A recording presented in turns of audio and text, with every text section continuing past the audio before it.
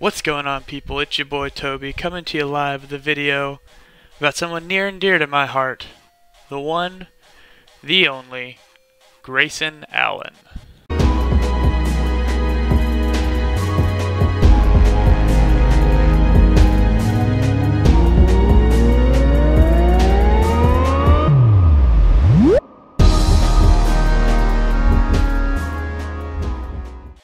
We're going to talk about how Allen went from an All-American to Duke's third option, and how he can rise back up to the top of the college basketball world.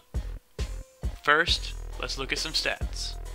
First, looking at this chart, there's a lot of red. Allen's averages went down in both points, rebounds, steals, turnovers, PER, and shooting percentages. But it's not all what it seems, because Allen actually shot 4 less shots than he did last year. Now, this can be attributed to multiple things. Probably the two main reasons are also the two main people that caused this problem: Jason Tatum and Luke Kennard.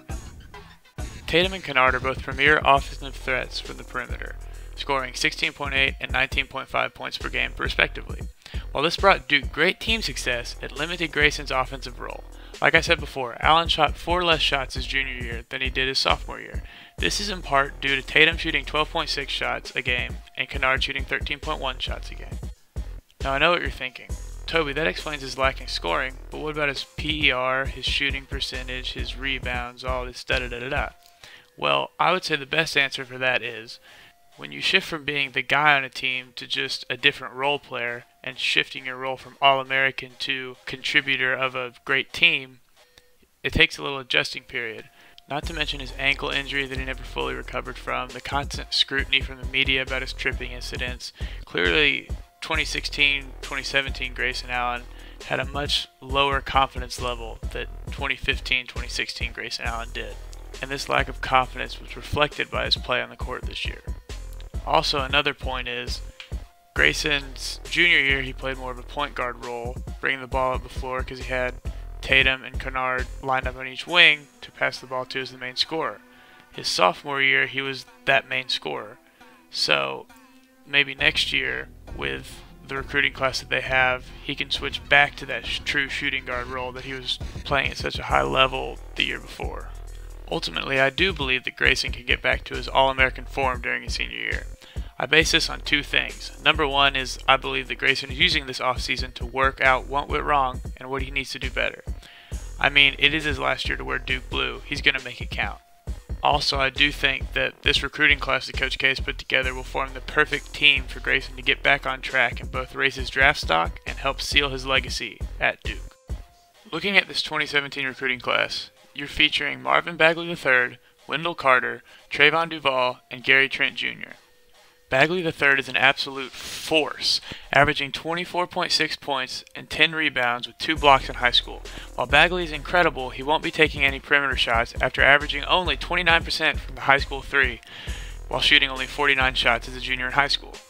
Clearly, he won't be taking any of Allen's threes. If anything, the upgrade from an injured Harry Giles or Emil Jefferson down low should provide more room for Allen to get these open shots. Carter is also more of an inside presence. As a senior, he averaged 22.7 points, 15.5 rebounds, and 5.8 blocks per game. He also shot only 5 threes as a sophomore in high school. At 6'10", 257, expect Carter to be more focused on the inside game than he does on his outside game. Again, this should benefit Allen by sucking the defense inside to try to stop the 1-2 punch of Bagley and Carter. Trayvon "Tricky Trey" Duval will step in and play true point guard for Duke this season. This means Allen can slide back into his true shooting guard position. Duval averaged 16.1 points and 7.5 assists per game as a high schooler.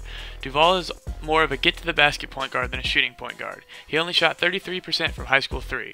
With his elite quickness, he will be the perfect drive-and-kick point guard for Allen, considering Allen shot 44.3% on catch-and-shoot opportunities last season. To finish out this star-studded recruiting class is Gary Trent Jr.